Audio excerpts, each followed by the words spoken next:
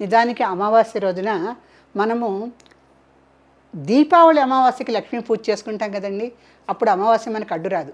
కాకపోతే దీపావళి ప్రతి నెల రాదు కనుక ప్రతి నెలలో వచ్చే అమావాస్యని మనము అంత చెడుగా ఏమీ పరిగణించక్కర్లేదు. కాకపోతే సాధారణంగా వాళ్ళ పెళ్ళిళ్ళ ముహూర్తాలు పెట్టుకోరు, శుభకార్యాలు మొదలు పెట్టరు.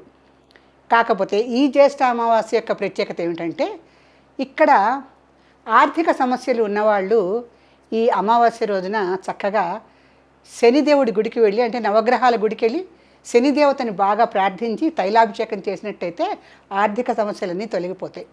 చక్కగా రావాల్సిన డబ్బంతా కూడా చేతికి అందుతుంది. తరువాత స్త్రీలందరికీ కూడా ఈ అమావాస్య రోజున వట సావిత్రి వ్రతం అని ఒకటి ఉంటుంది. ఆ వట సావిత్రి వ్రతం చేసుకుంటే సంసారం చక్కగా, అంటే ఎటువంటి ఆటంకాలు లేకుండా దాంపత్యం కానీ సంతానం కానీ చాలా అభివృద్ధిలోకి వచ్చి హాయిగా ముందుకెళ్తారు.